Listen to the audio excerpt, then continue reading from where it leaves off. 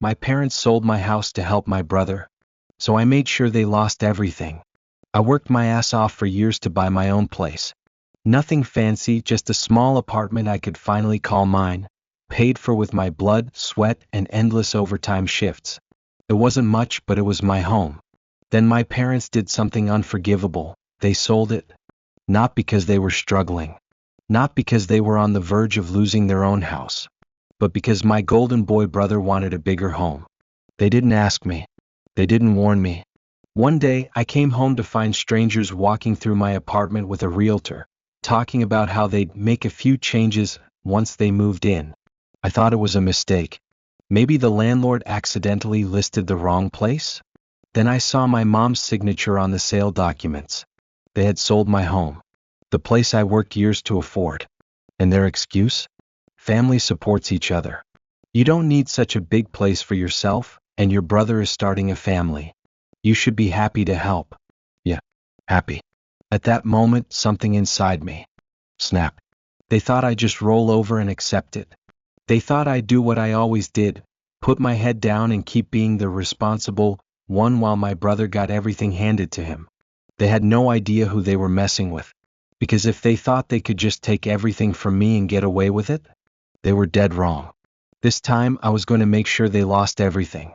I don't even remember leaving that apartment. One second I was standing there in shock, the next I was in my car, gripping the steering wheel so hard my knuckles turned white. I called my mom. She didn't pick up. Called my dad. Straight to voicemail. Finally I called my brother. Oh hey man, what's up? His voice was way too casual. Like nothing was wrong. Like my life hadn't just been ripped out from under me. Tell me this is a joke, I said, my voice shaking.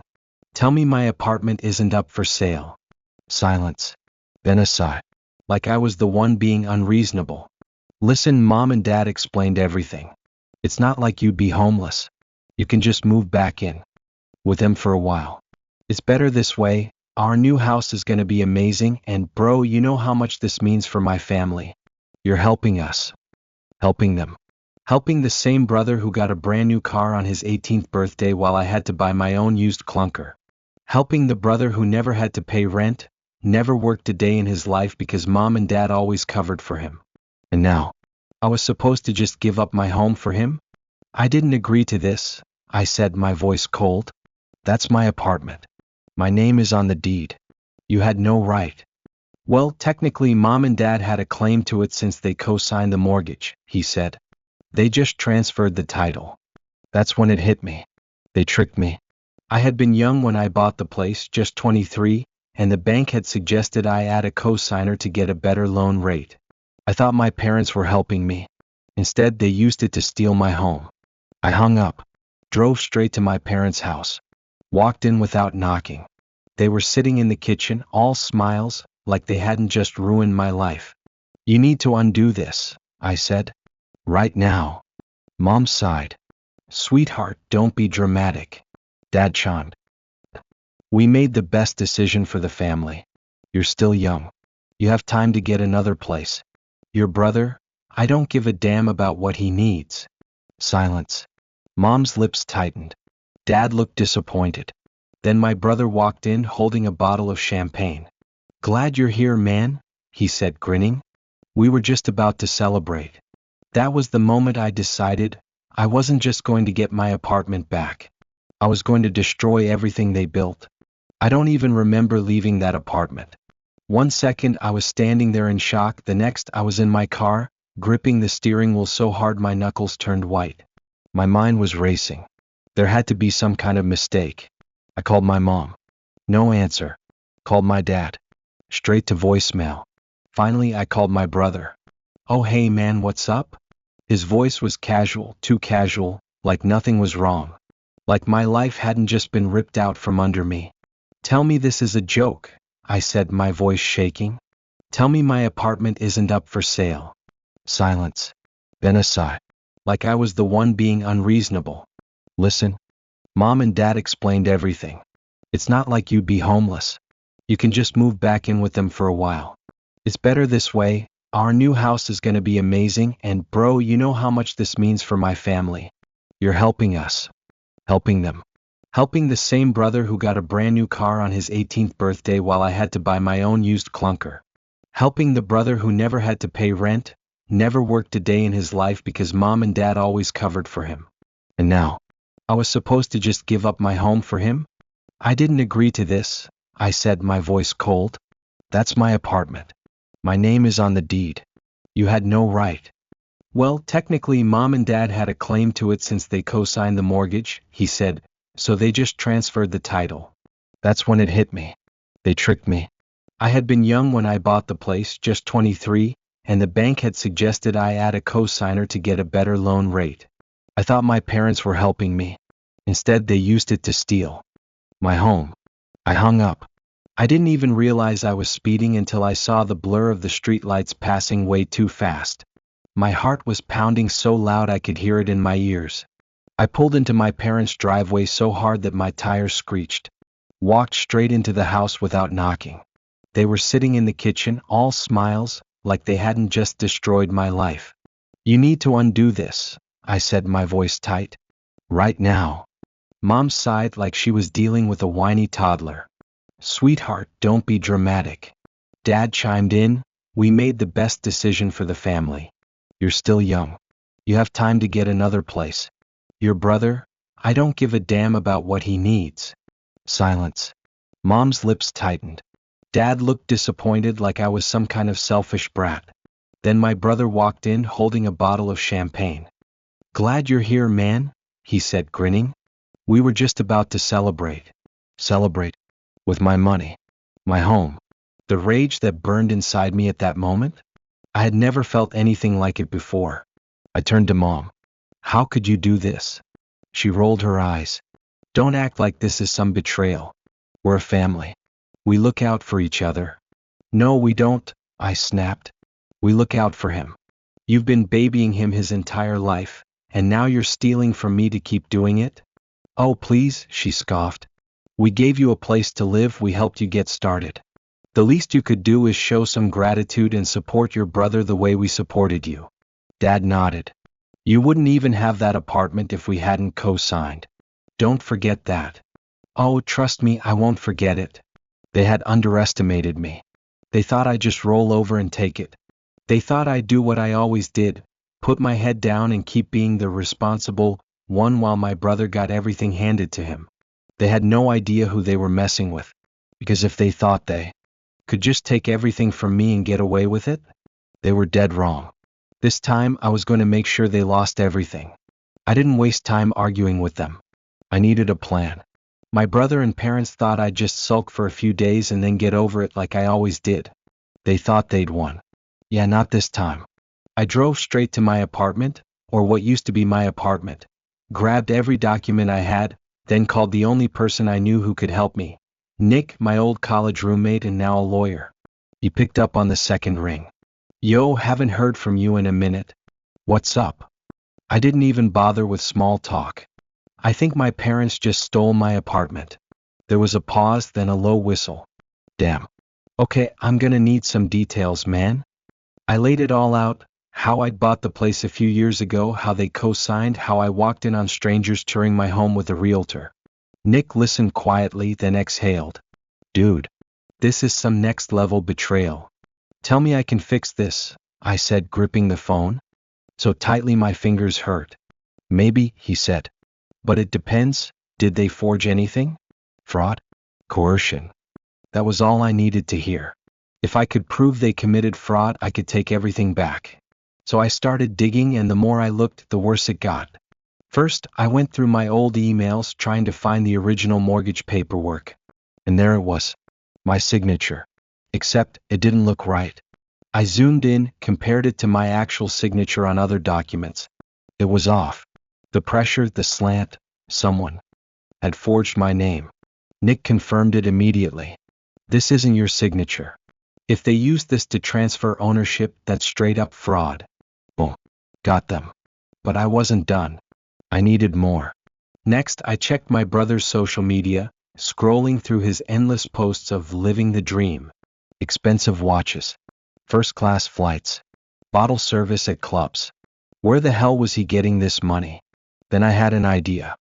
I pulled his name and ran a quick credit check through a service I had access to from an old finance internship. And there it was. Tens of thousands of dollars in credit card debt, a personal loan, and a rejected mortgage application, just weeks before my apartment was put up for sale. Nick laughed when I showed him. Dude, he was drowning. He couldn't qualify for a mortgage on his own, so your parents bailed him out by stealing from you. Unreal. But it still wasn't enough. I needed something bigger.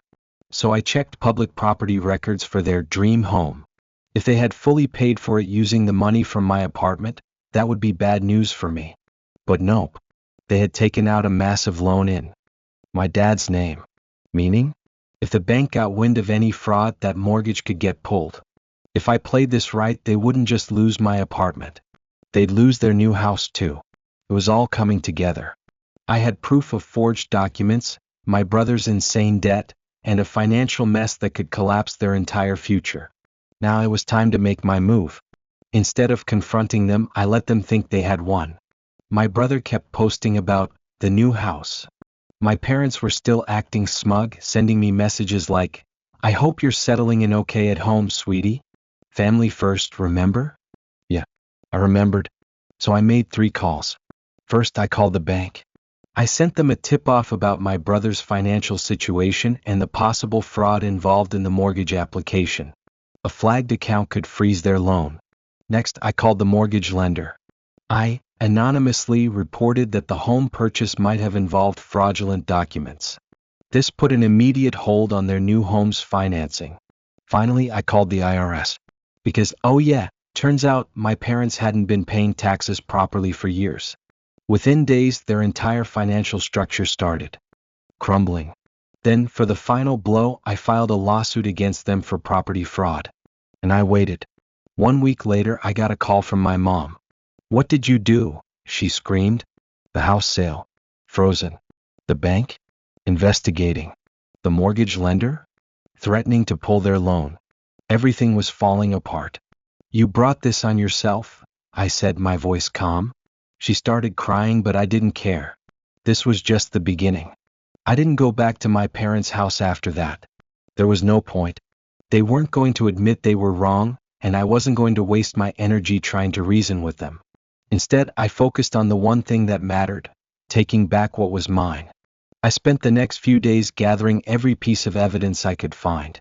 Emails, mortgage documents, bank statements, anything that could prove what they did. Then I took it all to Nick. When I laid everything out in front of him, he let out a low whistle. "Damn. They really did a number on you." "They're not going to get away with it," I said. Nick smirked. "Damn right they're not." The first thing we did was file a formal fraud complaint with the bank. Since my parents had forged my signature on the transfer documents, that alone was enough to trigger an investigation. If the bank found evidence of fraud, which they would, they could legally reverse the sale. Next, I sent an anonymous tip to the mortgage lender. I made sure they knew about my brother's massive debts and my parents' shady financial history. It didn't take long for them to put a hold on the loan for their new house. Without that loan, their entire deal could fall apart. But I wasn't done. I made one final call to the IRS. Because, oh yeah, it turns out my parents hadn't exactly been paying their taxes properly for the past few years. A couple of missing payments here and there, some creative accounting to cover up their spending habits. Nothing major, but enough to get flagged for an audit. And just like that, the cracks started to show. It took about a week before the first signs of panic set in. My mom started calling me nonstop. I ignored every single call. Then the texts started coming in, one after another, begging me to. "We can fix this, sweetheart. Just come over, let's talk." Yeah, not happening. Then I got a call from my dad. He didn't beg. He didn't plead. He just said, "What the hell did you do?" I smiled. "What do you mean?" "You know exactly what I mean. The bank just froze our mortgage application. The lender is pulling out of the deal. And now we're under investigation for fraud." "Wow," I said, pretending to be shocked. "That sounds serious." Dad's breathing was heavy. "You need to undo this." I laughed. "Oh, you mean like how you undid stealing my apartment?" "Yeah, not so fun when it happens to you, is it?" This is different, he snapped. No, I said, voice cold. It's exactly the same. For the first time in my life, I had the upper hand. The best part? I wasn't even close to finished. 2 days later, I got a text from my brother. One word. Fix this. I didn't respond. Because this was just the beginning. My parents thought they could talk their way out of this. They still believed I was the same pushover who had spent his whole life cleaning up after their messes, taking the fall so my brother could keep playing the golden boy. But this time, I wasn't budging. I ignored their calls, their texts, their guilt-tripping voicemails. Instead, I kept an eye on the fallout. First, the fraud investigation with the bank went exactly as I expected. Once they reviewed the documents and compared the signatures, it was clear. My parents had forged my name. That alone was a serious offense, but what made it worse? The bank saw this as a liability risk. They didn't just put a hold on the transaction, they completely froze the sale. That meant the new buyers couldn't close on my apartment, and suddenly my parents had a major problem. But the real kicker? The mortgage lender pulled their loan approval for the new house. Turns out, when a bank finds out you've been playing fast and loose with legal documents, they don't exactly want to give you hundreds of thousands of dollars. Without that mortgage, my parents couldn't complete the purchase. Meaning? They were about to lose everything. I didn't have to do a damn thing. They had built this mess themselves. I had just pulled back the curtain so the world could see it. And then, just when I thought it couldn't get better, the IRS got involved. Apparently, when you report tax fraud, the government does not waste time. They launched an immediate audit, digging into every suspicious transaction, every unreported dollar. My parents had been sloppy with their finances for years, thinking no one would ever check. But now, they were under a microscope. I waited, let the walls close in on them. Then finally they cracked. It was my mom who showed up first. At my apartment. The same apartment she tried to steal from me. I heard the knocking before I even checked the peephole. And the second I saw her standing there, red eyes, shaking hands, I knew. She wasn't here to fight. She was here because she had lost. I took my time opening the door. Let her stand there, shifting nervously.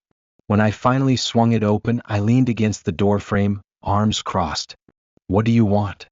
She swallowed hard. Can we talk? I raised an eyebrow. About what? Her voice cracked. Ryan, please. I let out a slow breath, then stepped aside. 5 minutes. She walked in like she didn't recognize the place anymore, like she had expected it to be gone. I didn't offer her a seat. Didn't offer her anything. Just stood there waiting. She looked around, wringing her hands. The bank, they froze everything. I nodded. Yep. Her eyes darted to mine. And the house, the deal fell through. Good. She flinched like I had slapped her. Ryan, we don't have anywhere to go. I tilted my head. And whose fault is that? Her lips trembled. We were just trying to help your brother. Stop. I cut her off. Stop saying that like it justifies what you did. Tears welled up in her eyes, but I didn't feel a single ounce of sympathy. Your father?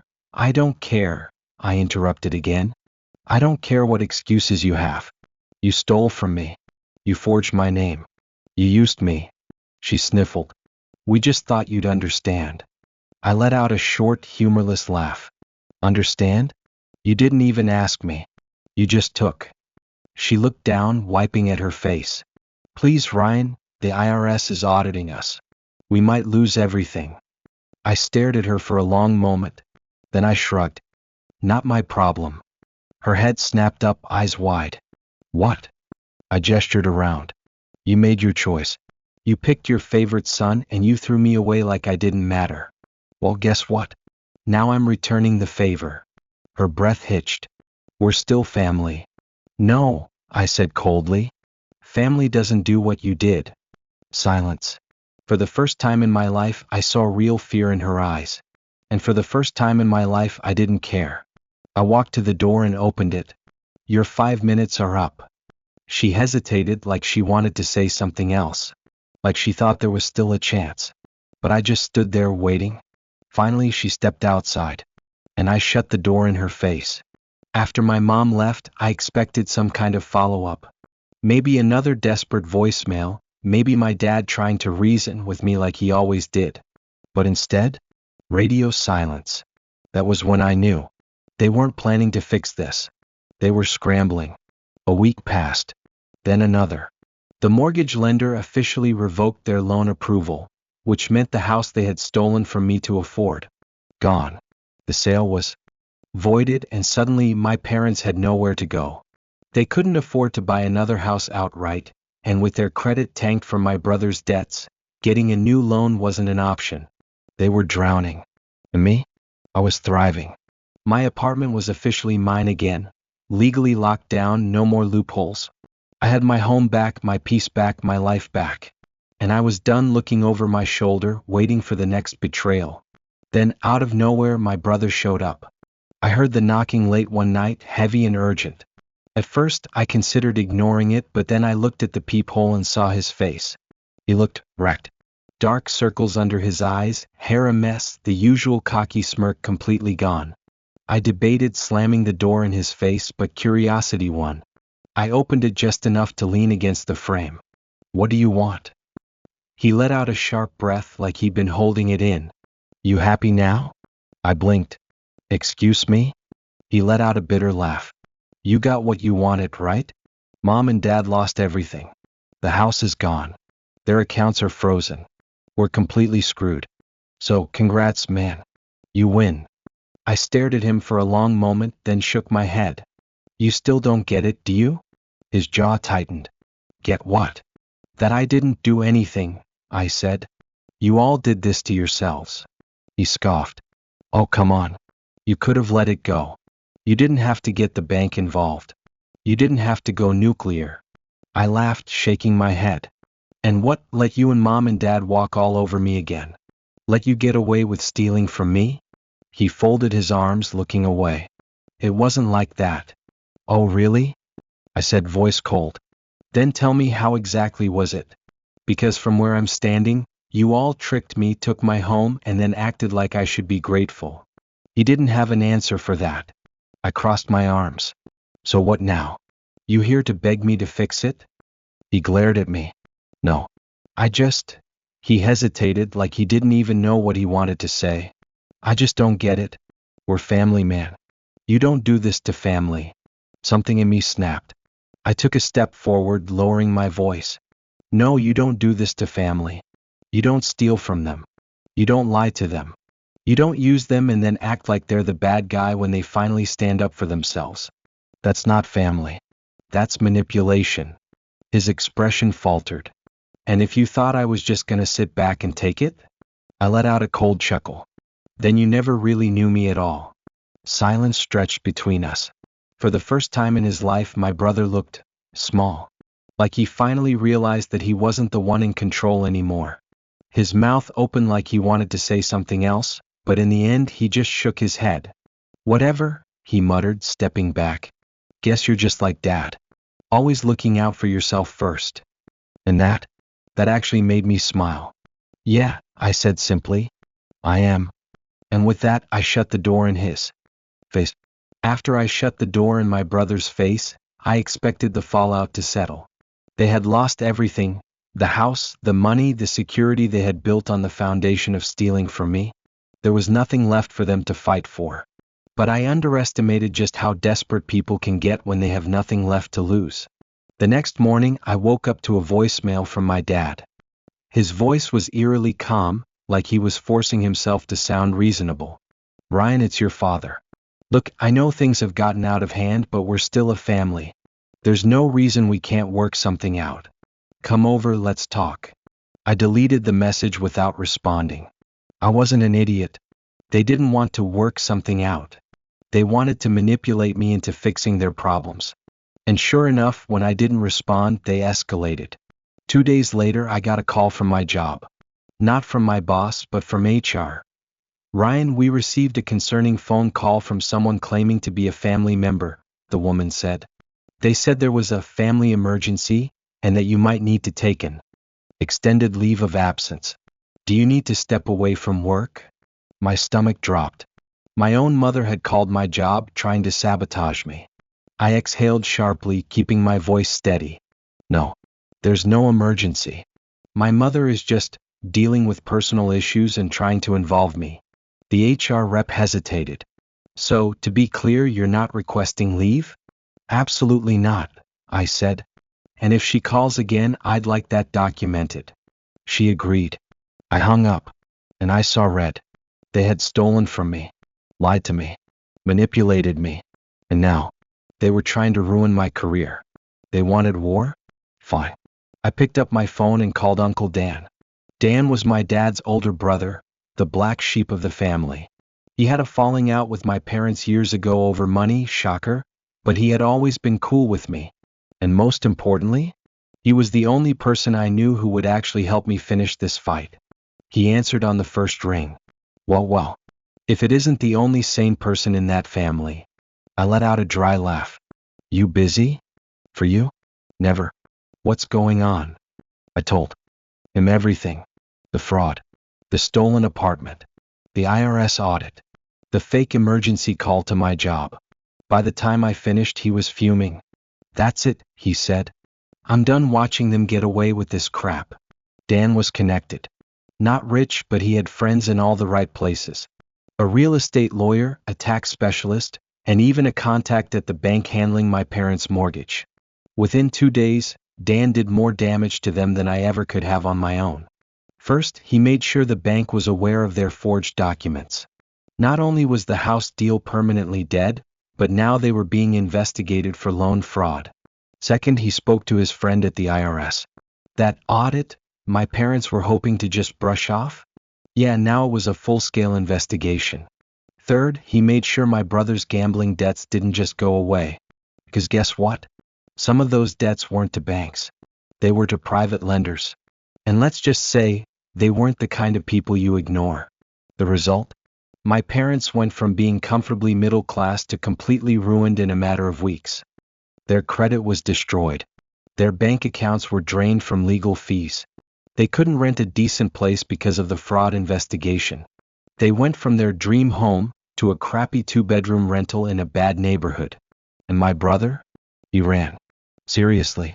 One day he was there, the next? Gone. He took what little money he had left and disappeared. I heard through the grapevine that he moved to another state to try and start over. Good riddance. And me? I kept my apartment. I kept my job. I kept my life. And for the first time in years, I wasn't tied down by their chaos. A month after everything settled, I got one final message from my mom. It was a simple text. I hope you're happy. You destroyed us. I stared at the screen for a long moment. Then I smiled. And I never responded. Because finally, I was free. After my mom's final message, I expected to feel something, guilt, regret, maybe even second thoughts. But I felt nothing. For the first time in my life, I wasn't weighed down by them. No more worrying about how they'd twist my kindness against me. No more feeling obligated to clean up their messes. No more being the forgotten son while my brother got everything handed to him. I was free. And life was damn good.